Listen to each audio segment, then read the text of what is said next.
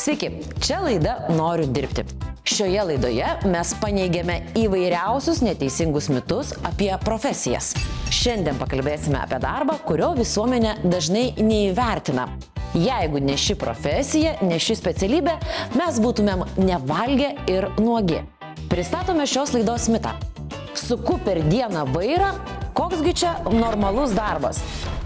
Iš pirmo žvilgsnio šis darbas atrodo paprastas. Žiūri pro langą ir važiuoji. Tačiau už to slypi dėmesys, atsakomybė ir gebėjimas skaityti kelią bei saugiai jungti žmones ir miestus. Pristatome pirmąjį šios laidos herojų. Kur šis mitas kasdien griaunamas? Esu Šarūnas Odavas, nuosavo autotransporto departamento paslaugų skyriaus vadovas. Dirbu logistikos bendrovėj Arijus. Bendrovė kelionę pradėjo 1992. Šiandien Arijus UAB viena iš logistikos lyderių Lietuvoje. 13 įmonių Lietuvoje, Latvijoje, Estijoje, Nyderlanduose ir Vokietijoje jungia beveik 400 profesionalų, teikiančių pilną logistikos paslaugų spektrą, nuo durų iki durų visame pasaulyje. Krovinių ekspedijavimą vykdo jūra, autotransportu, geležinkeliu, orų ir kombinuotų transportu. Profesionaliai perveža pavojingus ir negabaritinius krovinius, teikia sandėliavimo, laivų fraktavimo, muitinės tarpininkų bei kitas su logistika susijusias paslaugas. Čia dirba daugiau nei 170 vairuotojų, užtikrinančių patikimus pervežimus Lietuvoje ir Europoje. Esam tikrai turėję ne vieną vairuotoją, kuris tiesiog darbas ne jam. Atrodo, kad taip, vairuoti myliu, mėgstu, važiuoti su mašina smagu, bet daug niuansų atsiranda. Tai faktas, kad ir įtampa darbe, ir kolegos, ir kroviniai, ir vietos klientai, terminalai, daug susidėri, daug įtampos gauni, tai kiti ne visi pakelia tą įtampą. Tai gerai, o kas tas yra įtampa? Tave styko pavojai, sakykime, parkinguose, tave gali apvogti, tau gali pripūsti dujų į kabiną. Yra buvo tokių atvejų? Tikrai taip. O tai kaip tada reaguoti? Dažniausiai, jeigu tu gauni dujų, pripūstų dujų į kabiną, tai tu tiesiog giliai ir saldžiai miegi ir nieko negirdi, bet daugiau išneša korteles, kuro korteles, pavogia kurą iš pačių vilkikų, kai tu nejauti, arba... Kaip pavogia, ištraukia iš bako? Taip. Jeigu ir vyksta vagystė, tu kartais net neleidi savo išlipti iš kabinos ir kažką daryti. Tu, aišku, tu gali signalizuoti, kažką daryti šviesom, kad kitus pabudinti aplinkui, bet išlipti pačiam yra pavojinga. Nors vairuotojo darbas sunkus ir pavojingas, jis kupinas įdomumo ir dinamikos. Nesklandumai reti, todėl dauguma vairuotojų laimingi. Pradėję važiuoti, jie dažnai nebenori sustoti. Stasys, su tolimųjų reisų vairuotojas, bendrovėje dirbu 22 metus. Labas, Stasy. Labas. Sako, kad tolimųjų reisų vairuotojai nieko neveikia, tik tai sukinėja baranką. Vairą tą vadinamą. Taip nėra. Kaip ne? O ką jūs? Darbas yra atsakingas, atsakai ir už save, ir už kitų eismų dalyvių. Visą sveikatą, gyvybę ir visą kitą. Ir už krovinį. Tai čia ir yra jūsų gyvenamo vieta? Tai laikina. Bet aš žinokit, Stasy, įsivaizdavau, kad čia yra dar kažkur tai daugiau kažkokio ploto. Tai yra dar viršus nusileidžia, čia yra dar viena mėgama vieta.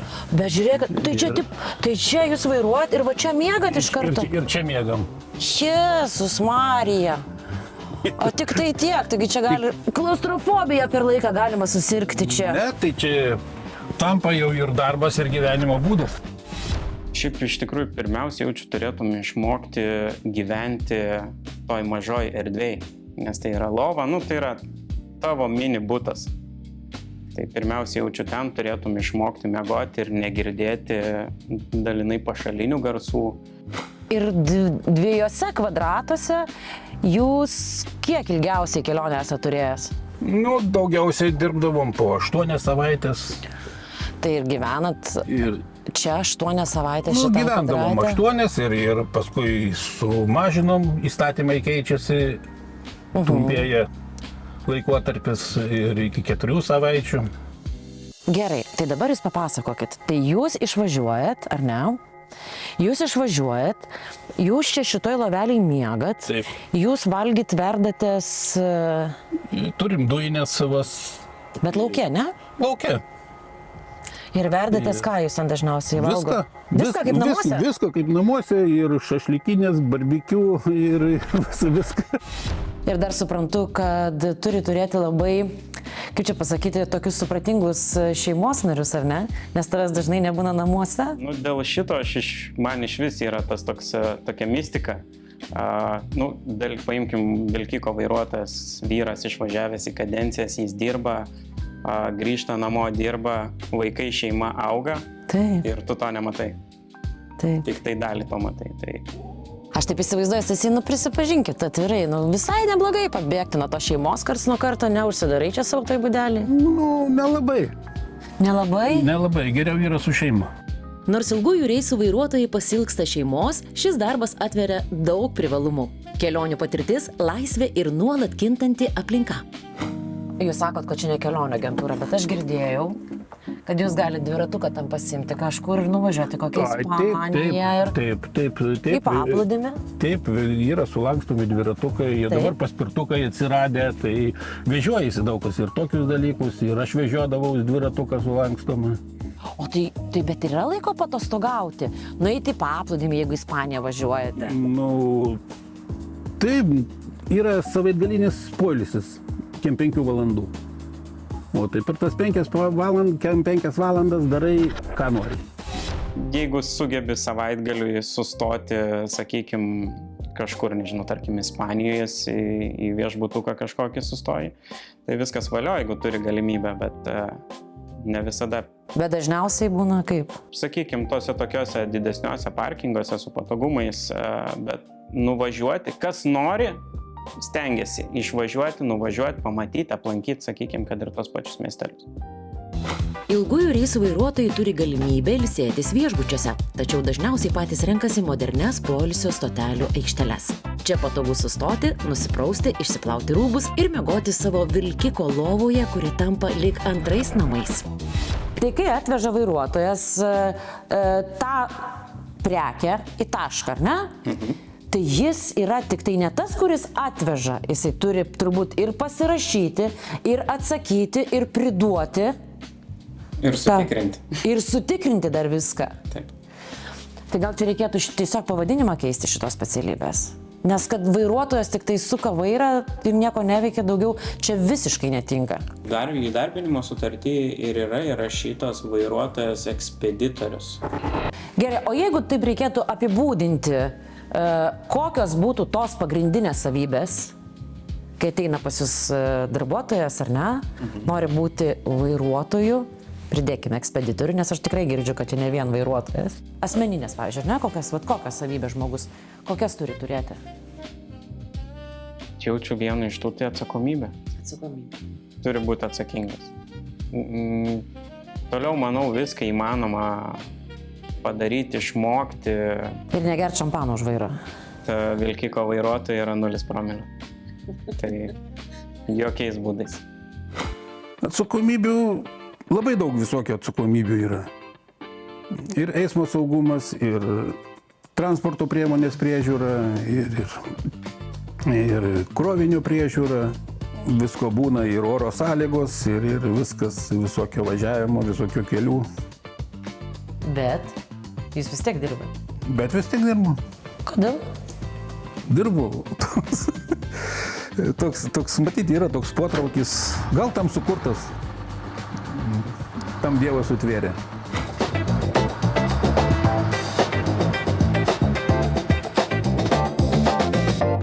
Kuku. O kaip manote jūs? Ar vairuotojas tik tai tiesiog sėdi ir žiūri per langą? Mes mitą paneigėme. Pabandykime važiuoti toliau į kitą įmonę. Štai tas tiesos momentas, kai aš suprantu, kad vairuoti reikia turėti ne vien teisės, kad reikia turėti tikrai nemažai žinių. Pristatome antrąjį šios laidos herojų. Tai bendrovė Kauno autobusai. Esu Rimas Tankaitis, transporto eksploatacijos direktorius, dirbau Kauno autobusuose. Įmonė veikia jau 91 metus. Per metus mieste pervežama beveik 46 milijonai keleivių, o papildomai nuvažiuojama 22 milijonus kilometrų. Tai būtų 558 apvažiavimai aplink Žemę arba 29 skrydžiai iki Mėnulio. O jei visi keleiviai susikibtų rankomis, grandinė 2 kartus apjuostų Žemę. Čia norintiems dirbti sudaromos puikios galimybės. Apmokama reikiamos kategorijos įgyjimo ir kvalifikacijos kursus. D kategorija 95 kodas, T kategorija, kurių kaina svyruoja nuo 750 iki 1500 eurų, priklausomai nuo mokymo pobūdžio. Vairuotojai čia įgyja profesionalių įgūdžių, aprūpinami uniforma ir reikalingomis priemonėmis, gali dirbti lankščių grafikų, o ankstyvą ar vėlų laiką budinčios transporto priemonės nuveža iš darbo. Pradedantiesiems didelę pagalbą teikia maršruto programėlė Vedlys GPS navigacija, todėl nauji maršrutai tampa lengvai įveikiami. Kiekvieno vairuotojo pareiga yra atėjus į darbą įsitikinti, kad jis veš keleivius saugiai, kad jisai yra sutvarkytas, išplautas, jis apsižiūri, jeigu viskas tvarkoj, sėda prie vairo ir išvažiuoja į maršrutą. Pirmiausia, laikytis grafiko, kad keleivis būtų nuvežtas laiku. Kad nebambėtų keleivis, sakykim, tiesiai šviesiai. Ir kad nebambėtų. Nes labai daug yra bambančių autobusuose, mačiau tokių labai žmonių, kurie pikti atsikelia ryte ir važiuoja į darbą. Taip, tai visi, kurie važiuoja iš ryto į darbą, jie būna nedamiegoję, nėra labai laimingi, ir nenori vėluoti į darbą dar. Ir nenori vėluoti į darbą. Supratau. Ir tada gaunasi taip, kad jeigu vairuotojas per anksti važiuoja, tai jau čia visiems blogai, taip? Nes jisai paliks keleivį, bet jeigu jis atvažiavo per vėlai, vėlgi keleivis, greičiausiai pasakys, kad negerai, o kodėl tu vėluoji? Esu Inga Mankauskienė, dirbu Kauno autobusai vairuotoja. Ką pati pasakytum žmogui, kuris svarsto, būti, nebūti vairuotojui? Tik tai būti, jeigu traukia vairavimas, jeigu mėgstu su žmonėmis bendrauti, nori kažko išmokti naujo, tobulėti, šitam darbe tikrai tobulėji. Nori turėti pusę dienos laisvos, ar ne? Nori pusę turėti dienos laisvos. Tikrai, jeigu atitinka tai tavo vertybės, kažkokius siekius, tai prašom, laukiam.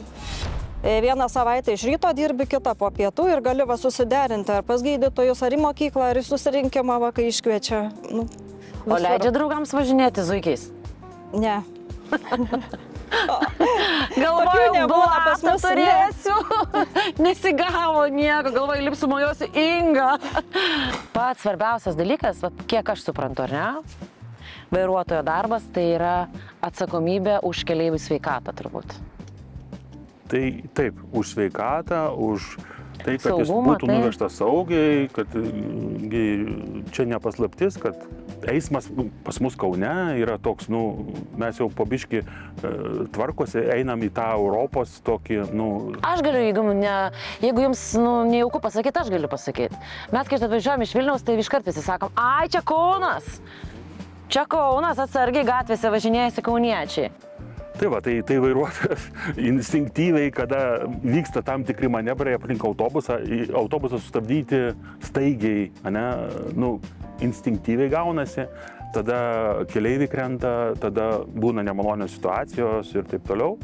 Tai vairuotojas viską turi stipriai daugiau į priekį numatyti, kad nebūtų tokių įvykių ir kad visi keleiviai nuvažiuotų.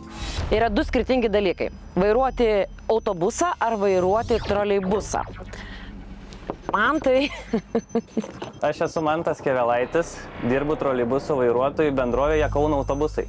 23 metų tu vairuoji troleibusą. Kodėl toks pasirinkimas? Nuo vaikystės buvo labai įdomu, mano tėvai dirba šitą darbą. Jau virš 40 metų ir nuo vaikystės kažkaip domėjausi tais troleibusais užkabino.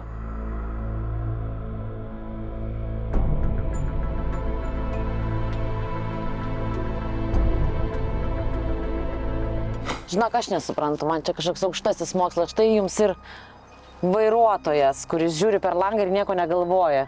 Kad per langą tai žiūri, žinai. 2 laidai, pliusas ir minusas. Aha. Ir kad jie nesusiliestų, yra izoliatoriai tam tikri. Ir yra spec dalis, per kurias turim pravažiuoti lėtai. Ir kad nuvažiuotų ar į dešinę, ar į kairę ūsai. O jeigu greitis būna didesnis arba kažkas ne to, būna ir nukrenta. Aš čia nieko nesuprantu, tiek to. Aišku, kada žmogus atėjo į stotelę, sėdo į autobusą, troleibusą, nuvažiavo į darbą, viskas buvo gerai, atvažiavo laiku, privažiavo laiku, išlipo, viskas gerai, bet vat, pagirtai ne, žinot.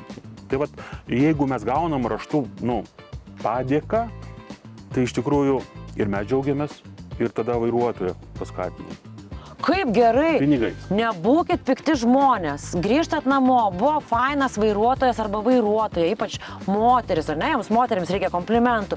Parašykit. Kur parašyt? Kauno autobusai? Bet kur? Kur tik tai galima, viešoje erdvėje. Ant autobuso tik nerašykit. Kauno autobusam. Svarbu, kad pasiektų. Taip. Mes pasižiūrim, ar tikrai tai buvo, nes mums nereikia beleko ir belekai. Ir tada žmogus gauna paskatinimą šiokį tokį. Labai gerai.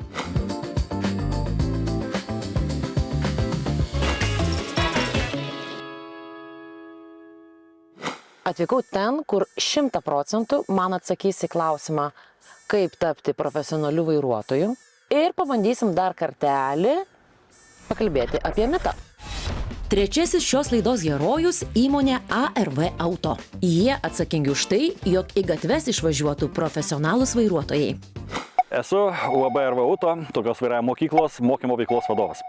Tai vairavimo mokykla, kurioje gimsta saugūs vairuotojai. Kasmet čia paruošiama tūkstančiai mokinių, o jų kelionę lydi patyrę instruktoriai. Mokymai vyksta moderniose aikštelėse Vilniuje, Kaune ir kitose miestuose. Net su specialia slidžia trasa, kur būsimieji vairuotojai mokosi valdyti automobilį sudėtingiausiomis sąlygomis. Teorija paprastai ir patogiai, nuotoliu keliomis kalbomis su interaktyvia testų sistema. O svarbiausia, čia mokoma ne tik vairuoti, bet ir būti atsakingu kelyje. Yra toks posakis, kad geras darbas, visą dieną sėdi, per langą žiūri ir dar pinigus gauni, čia apie tą norėjot paneigti, ne? Taip. Galima įžvelgti romantikos, galima įžvelgti ir nuobodybės šitame darbe, ne? Monotoniškumą, taip, bet visi tikriausiai darbdaviai džiaugiasi, kada turi sumanų, išmanų ir galvojantį vairuotoją. Vis tik tai galvamas pas mus suvokimas ir, galva pas žmogų visada turi dirbti, taip, kad ir, pavyzdžiui, paskui galėsite pasižiūrėti, pas mus per langą pažiūrėjau, taip yra, pavyzdžiui, tos slidžios dangos įrengtos ir taip toliau. Čia dėl to vairuotojų kvalifikacijos įgyjimo. Taip. Vėl visi daugmaž įsivaizduoja, kad čia jūs mokot įgūdžių ir panašiai. Per tą laiką išmokyti, nes sportininkus ruošiam. O tikslas yra, kad vėl suvoktų, pajustų, kas gali būti, taip, ir kad jau realiam gyvenime, taip, tinkamai vietoj pasirinktų tinkamą važiavimo greitį. Taip tam, kad neįvyktų kažkokių nelaimių. Nes nuogi atvažiuoja tie trečiašaliai vairuotojai.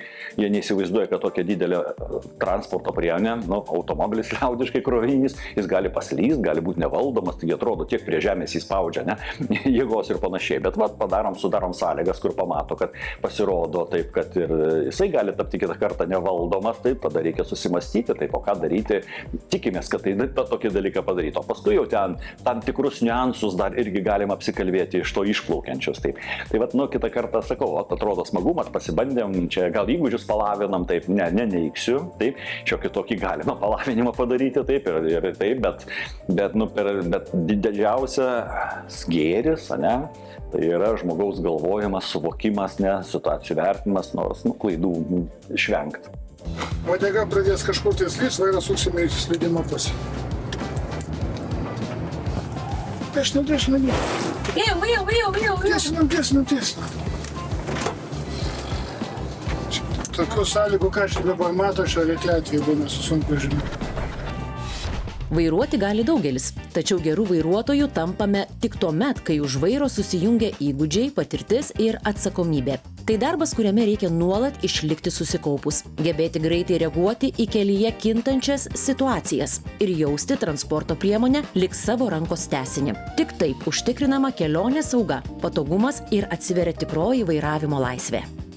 mes B kategorijai, pavyzdžiui, pagal nacionalinę programą nėra privalu mokyti ant tų pačių slidžių dangų.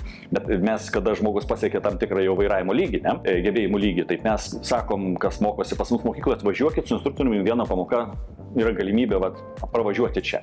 Kokias turi turėti savybę žmogus, nesvarbu vyras, moteris, kad galėtų būti vairuotoju? Ar čia bet kas gali būti vairuotoju? Motyvacija dirbti tą darbą.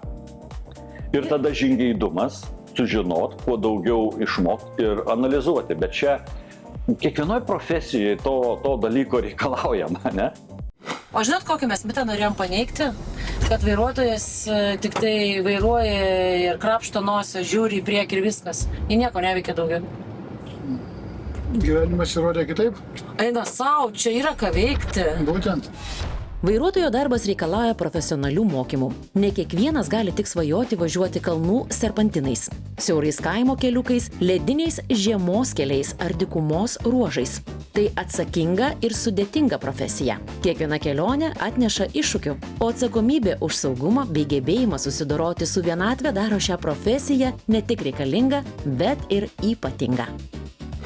Taigi mitas sulaužytas. Ne viskas atrodo taip, kaip yra iš pirmo žvilgsnio. Kitoje laidoje tęsime šią kelionę ir toliau laužysime mitus apie profesijas. Dėkojame savo draugams. CV Online – tai ne tik darbo skelbimų portalas, bet ir stiprus personalo paieškos, atrankos ir įvertinimo paslaugų teikėjas, kuris stengiasi būti geriausiu partneriu darbdaviams, ieškantiems darbo ir darbuotojams. Ačiū Energetikos ir technikos muziejui. Interaktyvios ekspozicijos, įkvepiančios ekskursijos ir edukacijos visai šeimai.